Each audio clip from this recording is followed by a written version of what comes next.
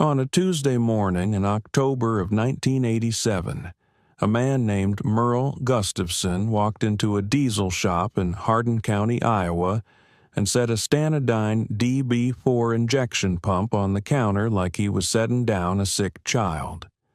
He was 61 years old. He had farmed 480 acres of corn and soybeans east of Eldora for 38 years, and the pump in his hands had been pulled from a John Deere 4.24. Oh, that was sitting cold in his machine shed with a full tank of fuel it couldn't use. Harvest was 3 weeks out. The ground was firm. The corn was ready. The tractor was not. And the nearest shop that could touch a diesel injection pump was 14 miles up Highway 175, a place called Reinhart Diesel, run by a man named Dale Reinhart, who had been rebuilding injection pumps, injectors, and governors since 1959. Merle set the pump on the counter and said, "She's surging at half throttle, and she's smoking black." Dale Reinhart looked at the pump for exactly 2 seconds and said, "Leave it." Merle was back in his field by Thursday. Let me tell you about Dale Reinhart, because you need to understand the man before you can understand what happened when he was gone. Dale was 54 years old in 1987, which meant he had been working on diesel fuel systems since he was 17. He had started as a bench apprentice at a Caterpillar dealership in Grundy Center, sweeping floors and handing tools to a man named Irvin Schaefer, who had learned the trade in the Army during the Korean War and who believed that a diesel injection pump was the most precise mechanical object a farm boy was ever likely to touch. Irvin was not wrong. The tolerances inside a Stanadyne or a Bosch or a Cav pump are measured in 10,000ths of an inch. The plungers and barrels that meter fuel are lapped to fit each other so precisely that they are not interchangeable with any other pump in the world, even one of the same model, even one built the same day on the same line. Each pump is its own closed system. Each one is unique.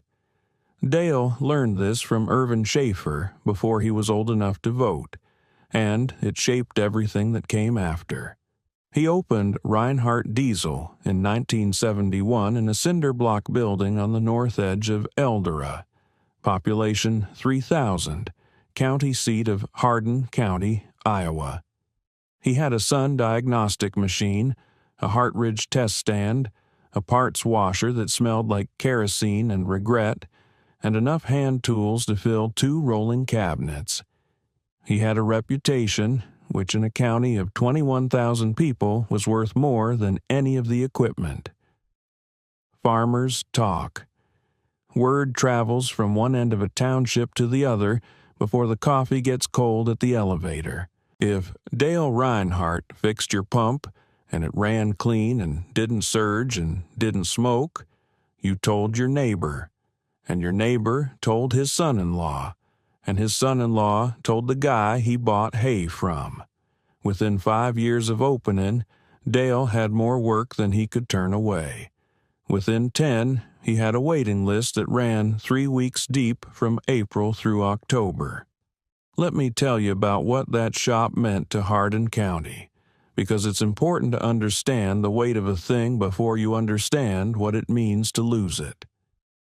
In the 1970s and 1980s, diesel power was everything on an Iowa corn farm. Not gasoline, not propane. Diesel. The tractors that pulled the tillage and planted the corn and ran the combines were all diesel, and the fuel systems that made them run were precision instruments built to tolerances that most mechanics had never been trained to touch. The dealerships could swap a pump for a remanufactured one, and sometimes they did, and sometimes that worked fine. But a Rumman pump cost money that not every farmer had, especially after 1980, when the farm crisis started squeezing Hardin County the same way it squeezed every county in Iowa. Land values had peaked and were falling.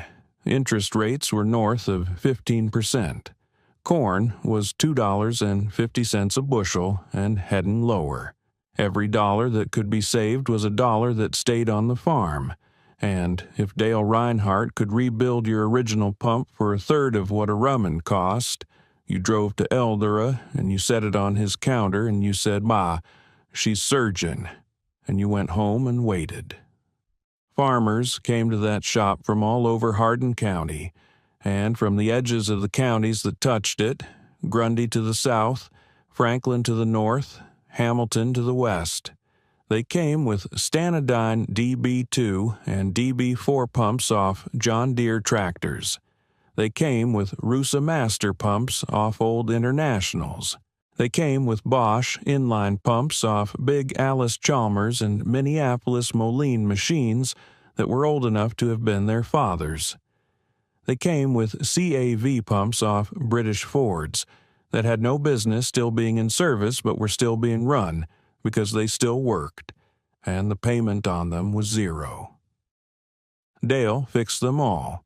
He kept a ledger, not a computer, a paper ledger, with every pump he'd ever worked on, the customer's name, the tractor model, the pump serial number, the fault, the repair, the parts used, the date. By 1987, that ledger had more than 4,000 entries. By 1995, it had more than 7,000. By the time things started to change, it had entries going back 25 years, and Dale could look at a serial number and tell you what he'd done to that pump the last time it came in. Now let me tell you about the thing that changed, because it didn't happen all at once. It happened the way most things happen in farming country. Slowly, then faster, then all at once. The first sign was the parts. Injection pump parts had always been available through specialty suppliers, Ambac, Standard Motor Products, a handful of others, and Dale had accounts with all of them. He ordered plungers and barrels, delivery valves, governor springs, advance pistons, O-rings, and seals in bulk because he went through them steadily. But sometime around 2000, he started noticing that certain part numbers were being discontinued. Not the common ones, not yet, but the ones for the older pumps. The Rusa Masters off the 560 Internationals, the CAV units off the early Ford 5000s. The suppliers were thinning their catalogs. The market for parts for 40-year-old injection pumps was, in the cold arithmetic of a parts distributor, not worth maintaining. Dale started buying extra stock when he could find it. He started calling salvage dealers and other shops that were closing. He started pulling good parts from cores that came in too far gone to rebuild, bagging them and labeling them and putting them on shelves in the back room. He didn't say much about it. That was his way. He didn't complain to his customers, didn't post a sign in the window, didn't call the county extension office to report a trend. He just watched it happening and started preparing for it the way a man who has farmed through droughts prepares for the next one, quietly, methodically, without drama. Let me tell you about the customers who came to that bench, because they were not abstractions. They were specific people with specific machines and specific problems, and Dale Reinhart knew all of them by name. There was Emmett Hassel, who farmed 600 acres east of Iowa Falls and who ran a pair of John Deere 4430s that he refused to trade because he said the new tractors had too many computers and not enough iron. Emmett came in every 2 or 3 years with a DB4 that was running rough, and Dale fixed it every time, and Emmett paid cash and never asked for a receipt. There was Lyle Kowalski, who ran a small custom combining operation and who had 4 old Gleaner combines that he kept running through sheer stubbornness and Dale Reinhart's skill. There was Vera Sorensen, who had taken over her late husband's operation in 1991 and who came in once with a pump off an old white tractor and stood at the counter and said she didn't know what was wrong with it, only that it wouldn't start in the cold, and Dale had it back to her in 2 days. There was a young man named Caleb Dykstra, who had just started farming with his father and who brought in a pump off a used tractor he'd bought at auction, a pump that turned out to have been sleeved wrong by someone who didn't know what they were doing, and Dale had spent the better part of a day undoing the damage before he could begin the actual repair. These were the people who carried their pumps to that bench. Not once, not twice. For 15 years, for some of them. For the whole of their farming lives, for others. The shop was as much a part of their operation as the grain elevator or the implement dealer. It was the place you went when the thing that made your engine run had stopped running right, and the man behind the bench knew what to do about it. Let me tell you about what Dale Reinhart knew, because it's not something you can summarize quickly and do it justice. A diesel injection pump is not like other mechanical components. It doesn't wear in ways that are easy to see or easy to measure without the right equipment. A pump that is delivering too much fuel will make your engine smoke black and run hot. A pump that is delivering too little will make it smoke white and lose power. A pump with a worn metering valve will surge at part throttle, hunting for a fuel delivery rate it can't hold steady. A pump with a failing advance mechanism will start hard when cold and ping under load. A pump with a stuck delivery valve will cause one cylinder to misfire in a pattern so subtle that most mechanics will blame the injectors instead of the pump and replace 4 injectors that don't need replacing before they figure out what's actually wrong. Dale could hear these problems. Not metaphorically, literally.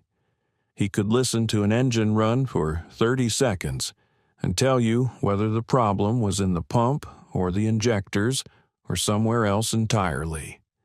He could put a pump on his Hartridge test stand and read the fuel delivery curves the way another man reads a newspaper.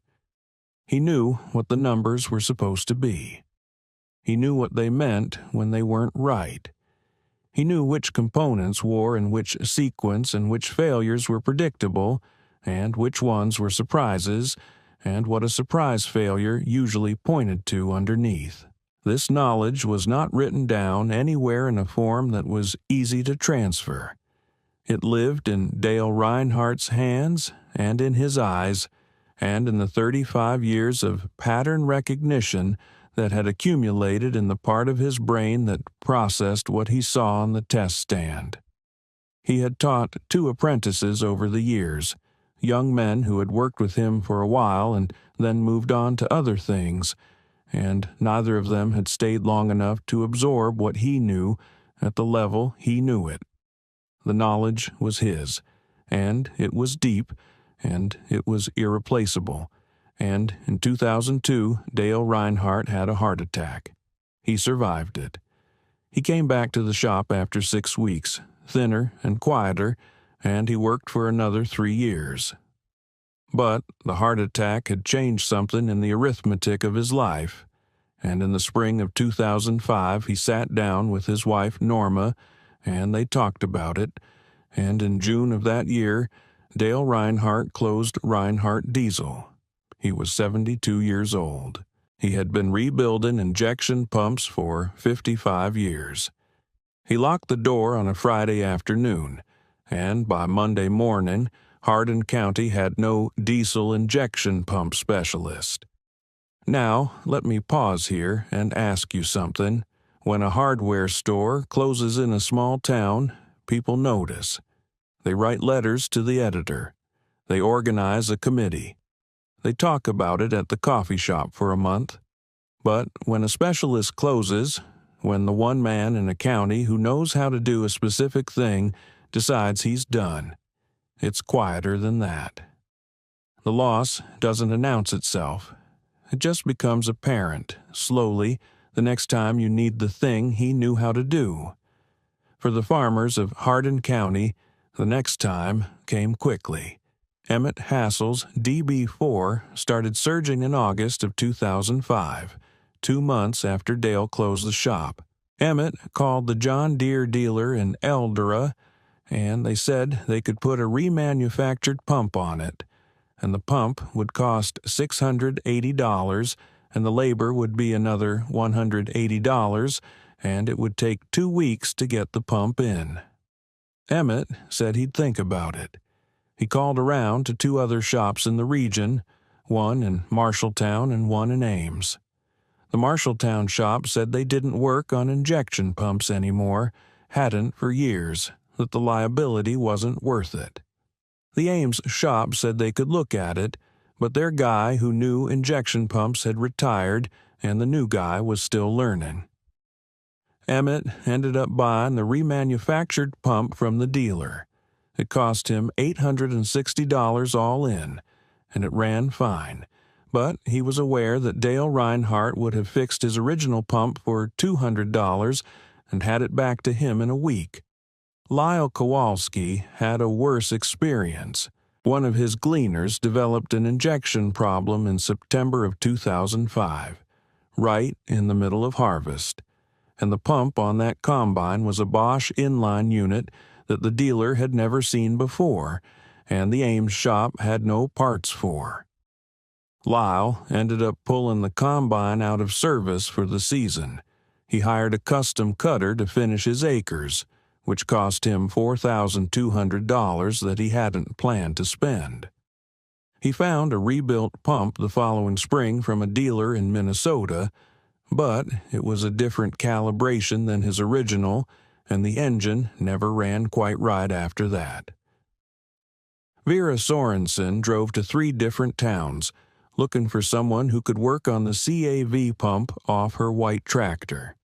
She ended up shipping it to a specialty shop in Illinois, and the turnaround was 6 weeks, and the bill was $490 plus freight both ways. The shop in Illinois did good work, she said later, but they didn't know her tractor. They didn't know that the pump had been rebuilt once before, in 1994, and what had been done to it then. Dale had known. It was in his ledger. The ledger. Let me tell you about the ledger because it became important in a way that nobody had anticipated. When Dale Reinhart closed the shop, he took the ledger home. It was a standard composition book, hard-bound, the kind you buy at a school supply store, and he had filled 14 of them over the course of his career. He kept them on a shelf in his basement, in order labeled by year range on the spine in his careful block printing. He hadn't thought of them as anything particular. They were his records. Every business kept records. But the ledger contained something that no other document in Hardin County contained. A complete service history for several thousand injection pumps, tied to specific serial numbers, tied to specific farms, tied to specific machines. It was, in effect, a medical record for the diesel hearts of Hardin County agriculture. And it was sitting on a shelf in a retired man's basement, and nobody knew it existed except Dale and Norma. Let me tell you about what happened in the fall of 2006, because that's when the story takes a turn that nobody saw coming. Emmett Hassel's second 4.43 started running rough in September. The DB4 on that tractor had been rebuilt by Dale in 1999, and Emmett knew it, and he also knew that the problem felt like the same kind of surgeon he'd had on the first tractor the year before. He called the dealer. He called the Marshalltown shop. He called the Ames shop. And then, because he was a man who had run out of options and was not too proud to knock on a door, he drove to Dale Reinhart's house on a Wednesday evening in October and knocked on the door. Dale answered it in his slippers. Emmett explained the situation. He said he was sorry to bother him. He said he knew Dale was retired. He said he didn't know where else to go. Dale listened to all of it without interrupting, and then he was quiet for a moment, and then he said, "Bring it by Saturday morning." He didn't open the shop. The shop was sold, the building leased to a welding supply company. But Dale's bench tools were in his garage, and his Hartridge test stand was in the back of the garage under a tarp, and his parts inventory, the one he'd spent years accumulating from discontinued suppliers and salvage dealers and closing shops, was in the basement next to the ledgers, organized on metal shelving and labeled bins. He had taken it all home when he closed because he hadn't known what else to do with it, and because some part of him had understood, even then, that it might still be useful. Emmett brought the pump on Saturday. Dale put it on the stand, ran the test sequence, read the curves, opened it up, found a worn metering valve and a governor spring that had lost its calibration. He had both parts in his basement. The repair took 4 hours. He charged Emmett $90 for parts and nothing for labor. Emmett tried to argue about the labor. Dale said, "Don't." Word got out. Of course it did.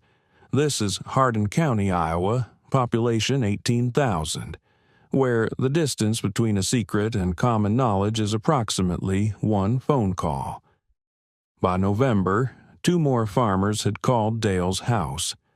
By the following spring, he had a quiet, unofficial, completely unannounced operation running out of his garage on Saturday mornings, and sometimes Wednesday afternoons, and occasionally in the evenings when someone had a harvest emergency and couldn't wait. He never advertised. He never put a sign in the yard. He never called it a business or filed a license or told anyone officially that he was doing it. He just answered the phone when it rang, and he said, "Bring it by," and he fixed it. Let me tell you about the people who found out about Dale's garage, because the way they found out says something important about how information travels in a farming community. It wasn't the internet. In 2006, most of the farmers calling Dale's phone were men in their 50s and 60s who got their information the way they'd always gotten it, from other farmers, at the elevator, at the co-op, at the implement dealer's parts counter. Someone would mention that their pump was running rough, and someone else would say, "You talked to Dale Reinhart?" And the first person would say, "I thought he was retired." And the second person would say, "He is, but call him anyway." That was the entire referral system. It was word of mouth in its purest form, operating through a network of men who had known each other for decades, and who trusted each other's recommendations the way they trusted the weather forecast less and their own experience more. The younger farmers found out differently.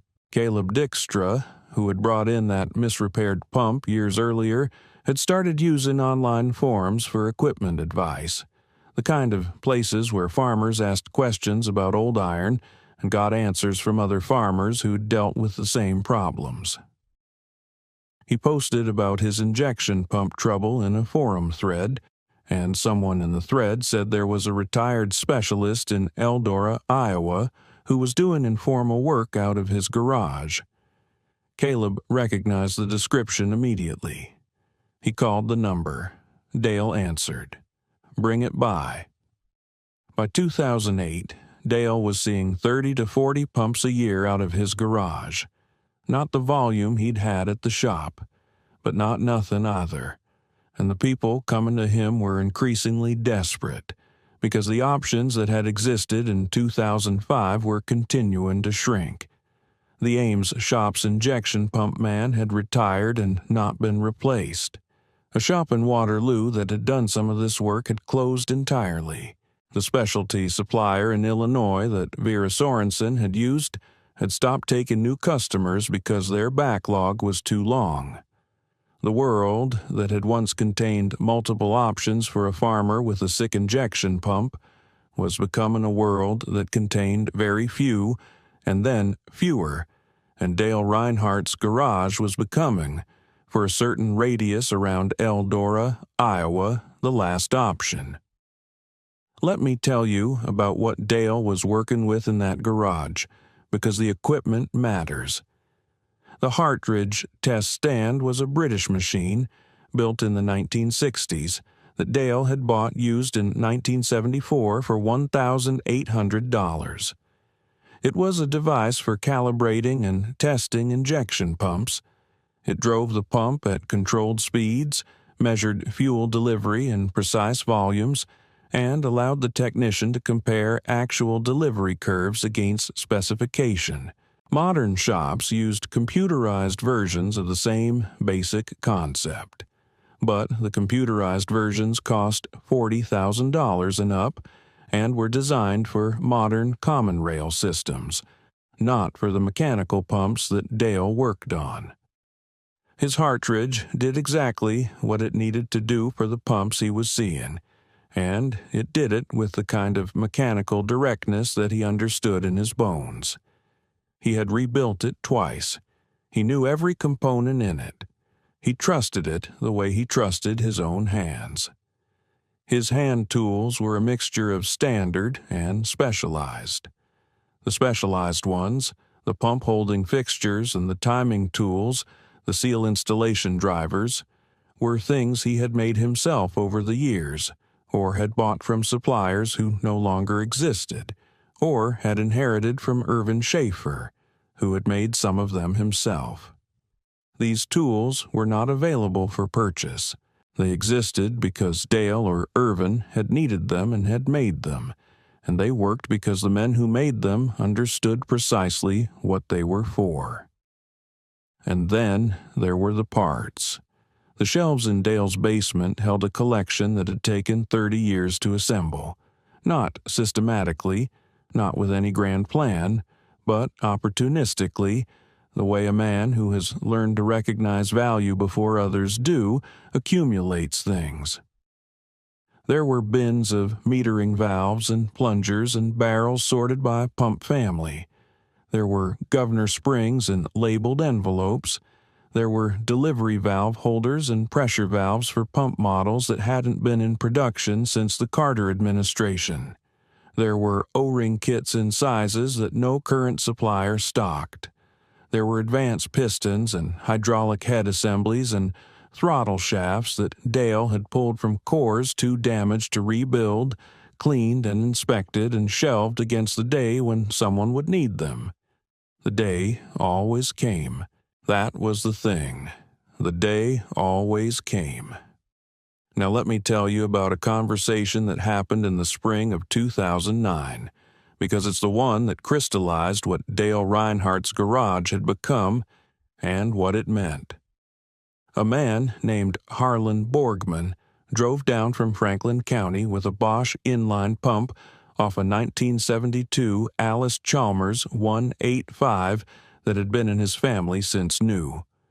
Harlan was 68 years old and had farmed with that tractor his entire adult life.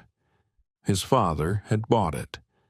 The pump had been rebuilt once, in 1981, by a shop in Hampton that had since closed. Harlan had called every shop he could find in a 150-mile radius.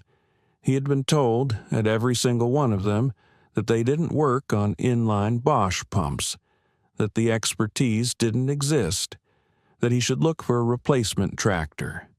He had driven to Dale's garage as a last resort, he said, not really expecting anything. Dale looked at the pump. He turned it over in his hands. He said, "I know this pump. I've had 3 of these off 185s. He went to the basement and came back with his ledger from 1981 and found the entry. A Bosch inline pump. Alice 185, Franklin County. Customer name Borgman. Fault: low power and hard starting. Repair: advanced mechanism and delivery valves. Parts used. Cost. Date." He showed it to Harlan. Harlan looked at it for a long moment without saying anything. Then he said, "That was my father's pump. He brought it in." Dale said, "I know. I remember him." And then neither of them said anything for a while. Dale rebuilt the pump. He had the parts, not all of them from stock. One had to be fabricated from a similar component, which took him most of an afternoon with a lathe he kept in the back of the garage. The repair took 2 days. He charged Harlan $140. Harlan drove back to Franklin County with a pump that would last another decade, and with the knowledge that the man who had fixed his father's pump had fixed his. Let me tell you about what the ledger meant in moments like that, because it was more than a service record. The ledger was continuity.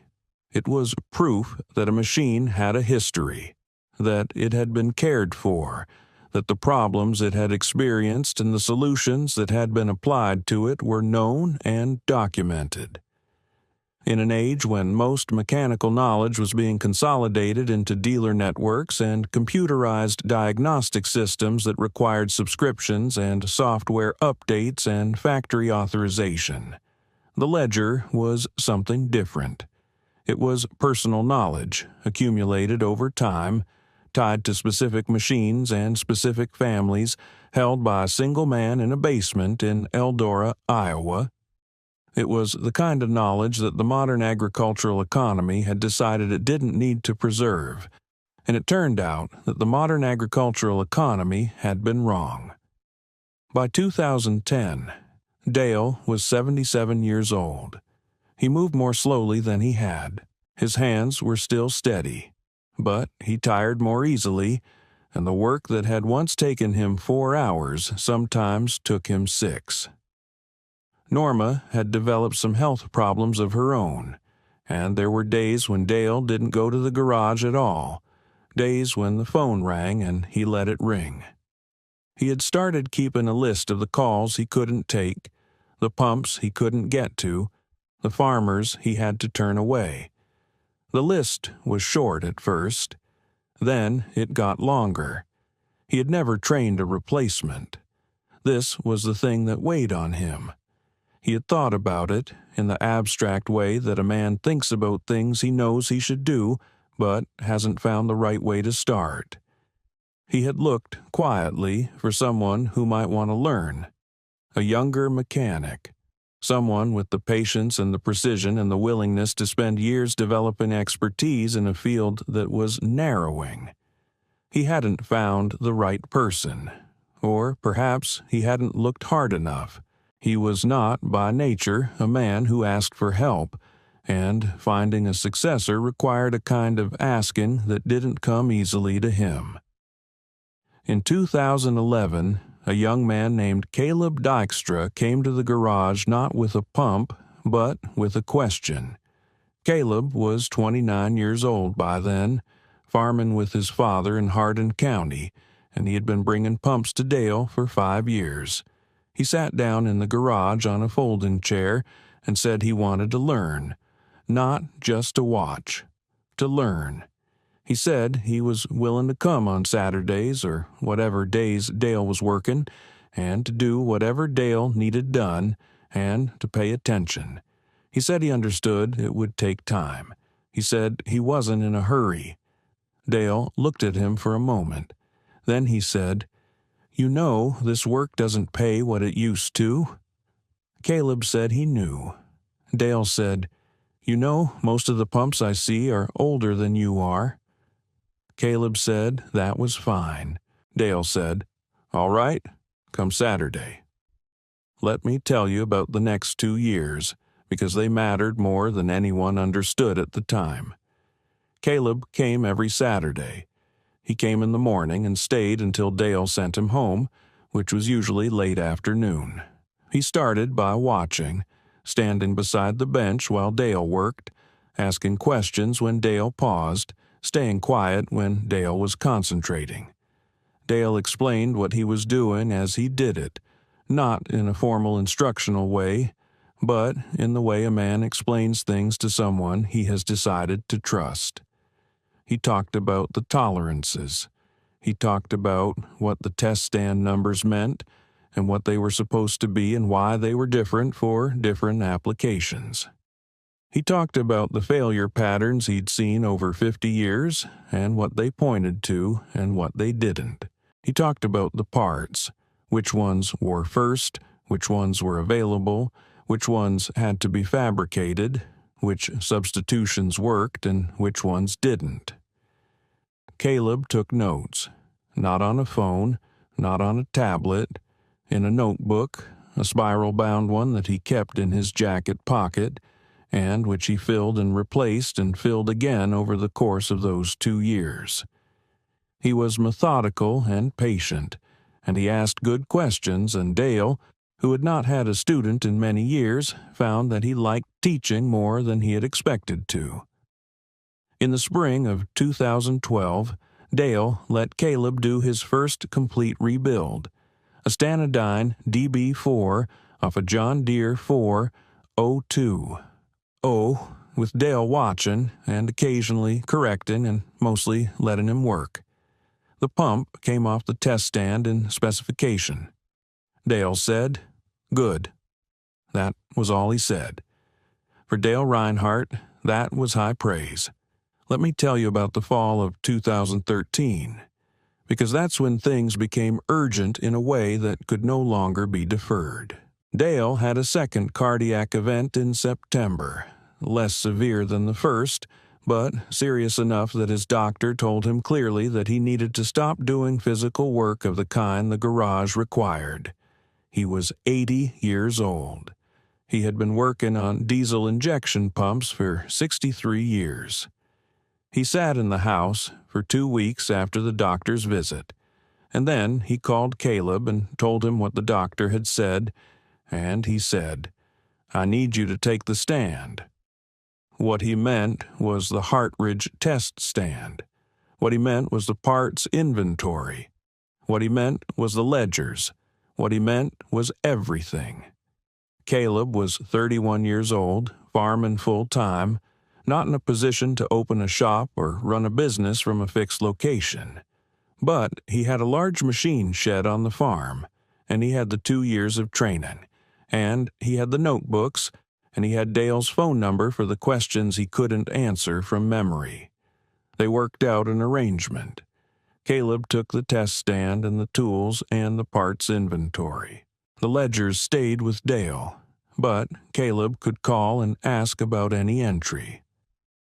Dale would answer the phone as long as he was able. The test stand was loaded onto a flatbed trailer on a Saturday in October, along with the tool cabinets and the parts shelves and the bins of labeled components. Norma stood in the driveway and watched it go. Dale stood beside her. He didn't say much, but Caleb noticed, as he was pulling out of the driveway, that Dale had his hand on the fender of the trailer for a moment, just resting it there, before he let go. Let me tell you about what Caleb Dykstra built in that machine shed, because it was not a replica of Reinhart Diesel. It was something different.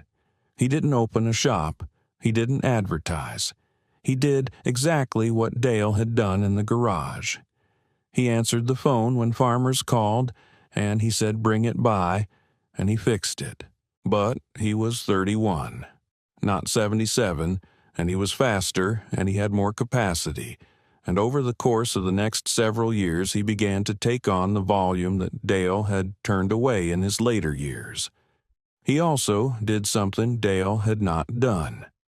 He started documenting what he learned in a way that could be shared. The notebooks became a more systematic record. He photographed procedures. He wrote up failure analyses. He built, slowly and without any particular plan, a body of documentation that captured what Dale had taught him in a form that was transferable. He called Dale regularly, not every week, but often enough. He would describe a pump he hadn't seen before, a failure pattern that didn't match what he'd learned, a calibration question he couldn't resolve from the specifications. Dale would listen and then say what he thought, drawing on 63 years of pattern recognition that Caleb was still only beginning to accumulate. These conversations were, in their way, a continuation of the Saturday sessions in the garage. The teaching had not stopped. It had just changed form. Dale Reinhart died in March of 2016. He was 83 years old. The obituary in the Eldora newspaper ran a paragraph about his career and mentioned that he had operated Reinhart Diesel for 34 years. It did not mention the garage years. It did not mention Caleb Dykstra.